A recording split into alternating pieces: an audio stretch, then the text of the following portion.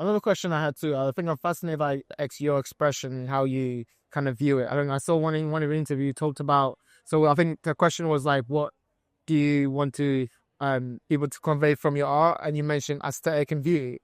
So aesthetic and beauty, I think that was first an amazing answer. Thank you, because I think that's so true. I think it's so true. I think we were losing touch with that idea of aesthetic and beauty. I think in our modern era, because of corporate interest, they want to shape that for us and tell us what is aesthetic free and tell us what is beautiful. So I think the fact that you have that as a goal is really, really good. Thank you. But talk to me more about that then. What does aesthetic or beauty mean to you? And do you agree with the idea that it's been kind of like co-opted by corporate interest? And if so, what do we do about it? Oh, that's such a good question. First of all, the best way that I can explain it, because it's not like, again, it wasn't a conscious decision of mine, like, oh, let's make the goal of my art this thing. It's just that was what moved me to art in the first place. So, for example, we were just talking about Nyazi. It wasn't the fact that I took decision, very rational, self-aware decision of, I never painted in my life, I should start painting, let's do these studies and learn to paint. No, I was just so fucking baffled by this guy.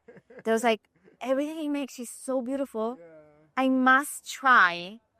I'll definitely fail, but I have to try conveying the same beauty or trying to make it as beautiful as it is for him. Exactly. Which is insane, because I absolutely, I'm not saying I have the same skills. Absolutely not saying that, like, how do you even do it, right? Like, how do you even start? I have no idea. But for me, I think every artist is entitled to having their own, as you said, like, goal or ethics behind their art. And I firmly believe that not every artist has to make beauty, because I also think that's a bit of a cliche answer. It's a bit of a, it's very restricted to think art as necessarily beautiful. That would be so boring. We do need ugly art. We do need political art. We do need boring art, etc., etc. So I'm not saying that my reason is, the empirical one or whatever. But that is what moves me. And I think the more I've been aging, the more I've been realizing, like, at the end of the day, I just want to make something that people find beautiful. Even if they find it shallow, even if they find it uninteresting, I think you can find something very boring but still stunning. And again, maybe it's a shallow answer, but that feels like such a challenge that makes me go like, yeah, I want my work to be seen as that. Going back on your question more on the political level, like how art gets manipulated by corporation capitalism and what do we do about it? I don't know. Like, I think it's important. We all own to what moves us. Yes. So, whenever I think about what corporations do with visual language, with visual messages, like one example that comes to my mind, even if we're kind of like straying away from the topic, is the joke about like the internet comes up with that joke, a meme, and then corporations take the format and ruin it, ruins the party for everybody. Yes. Okay, we're talking about memes. It's not that serious. It's fine. Yeah. But I do think it can kind of set the same about art in the sense of visual art, painting, sculpture, performance, art, theater, movie, whatever it is. Because as long as it provokes joy or movement or attention, attention, or it inspires people, I think that's the ultimate purpose. Whatever your personal goal is as a creative, I think ultimately you can kind of put any motive, any goal under that umbrella, let's say. And I think that's the thing that we have to protect from then the corporate greeds, which will never take away. Because as long as the goal is making money, it would always be shit. Yes. And corporations always find a way to turn beautiful. I mean, it happened to Michelangelo, Yeah. Everything that's beautiful gets taken and just printed for more people to consume because beauty is such a commodified thing, right? Yeah. I heard you also say something that was very interesting about kind of like symbols and representation. I think that's a fascinating perspective. Um, it's okay. Please keep that in. Fair, Susie asks. I think it's a fascinating thing because when you think about like how you represent people, and I think I saw one of your posts, you were talking about how you were trying to represent one of your friends in just symbols, and it was just like a couple of symbols, and then you think like this is a way for me to represent. And I thought when I saw that, I was like, but isn't all art just that? Isn't art just a way for us to? Isn't art just a symbolic language? You know, Yes. a way for us to just kind of like kind of hint at something that's real with something that we perceive as real through our own creativity. I wanted you to expand on that idea a bit more. What did you mean by that idea? What do you think about the idea that kind of like art itself is that kind of symbolic language itself? First of all, I agree with everything you said. Like, yes, art is highly symbolic. The reason why, for example, I made that piece of artwork is I love playing with symbols. So kind of like my idea was because art is so relies so much on symbols. Can I make a portrait of somebody without the person in it? Yeah. And ultimately, I think that's the fun of it. Mm-hmm. The fun of it, whether it's art or photography or whatever is your medium, is how much can I say without saying explicitly, which probably is very similar with poetry as well. Like the whole point, the whole game is I'm going to say it without saying it. And that's so fun. It's just fun. It's just good fun. And again, I think it's very fun when it's very well done in art, because then also I think as a viewer, you get to deconstruct the work. Mm-hmm. You're like, oh, this means that, and that works in relation to this. And again, that's something I want to really incorporate with my work. Mm-hmm. I find it highly boring, at least when it comes to my work. When, maybe I put this, when people tells me, oh, you're sad? Draw yourself, cry. And I'm like, no, thanks. That's so just not interesting. Yeah. Also, you don't want to see me painting that. Yeah, no, because it was right. Yeah, it's funny though, because as a poet, it's funny for me to hear to laugh at it, because it's true. Like everything is feeling for me. You know, I can try to make comments of society, and I do that sometimes, but literally, I'm sad. It's like sad poetry. But also, it's like you don't want to always be sad. I think that's the kind of the point you're making. It's like don't be confined by your art. You know, you don't want to become a caricature of your art, essentially. Yeah. One thing that's really fascinating me about your art is when I saw it, there's a quiet intimacy. It's the best way I can explain it. Oh, thank you. There's a quiet intimacy of your art, with your kind of characters and the people that you draw, and it's like there's that kind of sensuality also of it, how they look, or like the naked bodies and all of that stuff there.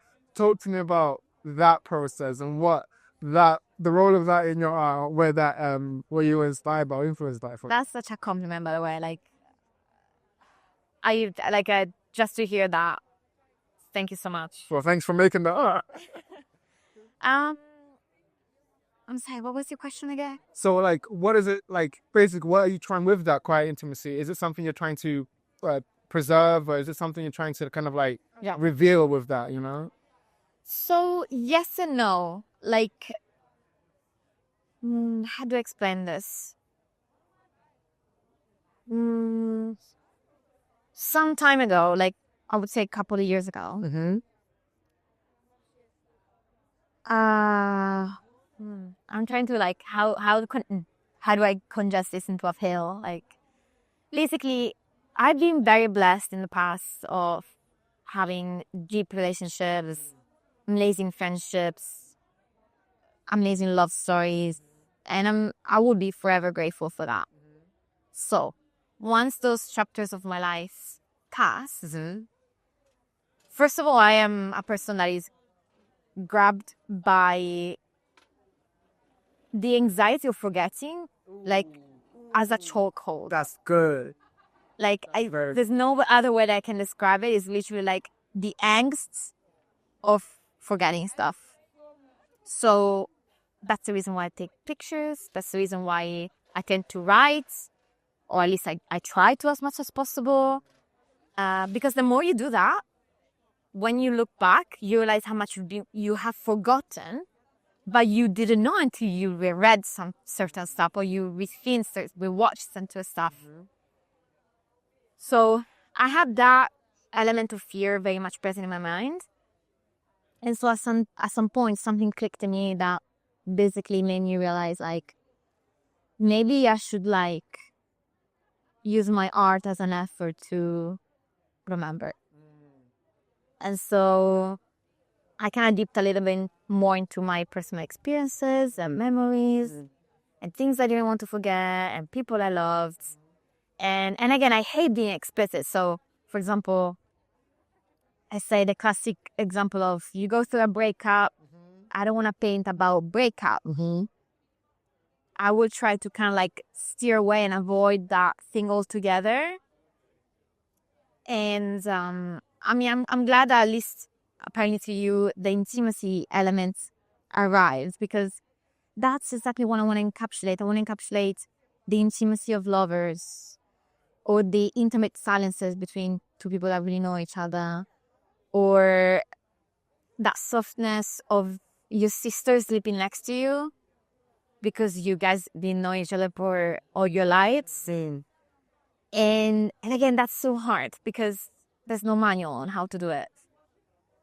And I do believe that, again, there's no point of painting the exact memory. Somehow you have to provoke that without doing exactly. Absolutely, and I agree. And I think 2 points actually. First, about the anxiety of forgetting. That's a brilliant night, because that is so true. I think all artists feel that, because we feel emotions so deeply, we don't want to lose them, you know. And I think obviously time erodes all emotions, especially feelings that you hold dear. You know, you just end up moving on. But I think through your art, you can have that window into something that's real and something that you really did feel. And so, yeah, no, I completely agree with that. And also, you've done the second part about intimacy. I think as a poet also, that's why I can, you know, relate on that level. I can't make art or draw art that's intimate, but when the words, or when I talk about a relationship, when I talk about something, I'm not talking about it specifically. And sometimes I might talk about like 2 or 3 all boiled into one, because there's a intimacy that I felt all through, or there's a through line, you know, and it's like that kind of revealing a little bit, but also not revealing fully.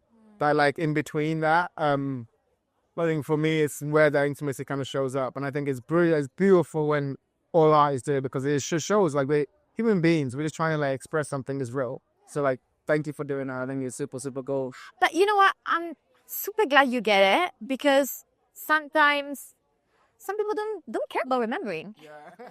I used to have a partner that Yeah. he was forgetful, but in a sense of that if you tell him like, oh, do you remember that thing that we did 9 months ago? He was like, did we do that? But honestly, and this is, I actually put that in a drawing of mine. It's like, some people don't mind about forgetting. I just think that's a bliss. That's so blissful, because as humans, we tend to forget, like, regardless. Yeah. This is literally how our brains are wired, right? So if you don't want to forget, you have to put lots of effort into recording in any way that you like, but still you have to do it. But if you don't care, you're kind of free of that. Oh, you also lose the emotion beforehand, right? But those people don't care. That is true. And in a way, I know what you say. I know what you say. maybe it is more healthy to live in the present, because I have this horrible habit I've been trying to unlearn of living in the past. It's not healthy. It's very toxic. Maybe toxic is a heavy word, but my point is, maybe they have a point, and maybe I don't know. I agree. I just call it me being romantic. I just think it's that romanticism. Is that kind of, because I do agree with you. I've had a conversation with this with my friend many a times, and they're like, why do you care? And then I'm like, I can't help but care. And I think that makes a big part of who I am. And it translates into everything, right? It translates into how I look at the world. I might care too much about a certain relationship, but it also means I care about a leaf or a tree when I see it. And I'm like, this is what I think it's about, feeling that flow of life a little bit more, a little bit deeper, drinking deeper and being like, ooh, okay, cool. Even this might hurt me, this might be painful, but I'd rather remember. exactly. And I think that's what makes it so interesting for us. And I think it's the interest that fascinates us, right? Is that kind of like, this is actually more real almost to live on this kind of side of it. Speaking of which, I think there's an art that I saw of yours that really struck me and really spoke to me. I titled it, and we were talking about it before, I titled it Charcoal at Night, on Charcoal at Night. I totally get that, by the way. I will steal it from you. No copyrighted. Yes, yeah. But again, the reason why it spoke to me, if I can remember properly, it was because when I first saw it, obviously it's the dark kind of like, and again, I'm not an artist, so I'm not like an art, Go for it. but it's like the dark kind of style, but the face you can see, but because it's balanced against that kind of background, which is completely dark, and he's obviously wearing some dark, but you can't see it, it's blending in with the dark, the background, right? But his face, even though it's a mask, still has emotion on it. And then it's weird, right? And then like whatever he was playing with, like whatever his hands are, you can't really see, it's not really clear. But I think that emotion of the darkness of it, I think it just kind of like, straight, I was like, oh, I relate to that. I don't know why I relate to that character. I don't know why, which I wanted to ask you, what were you thinking? What was the idea there? Because I don't know why I'm relating to, but I'm relating to something.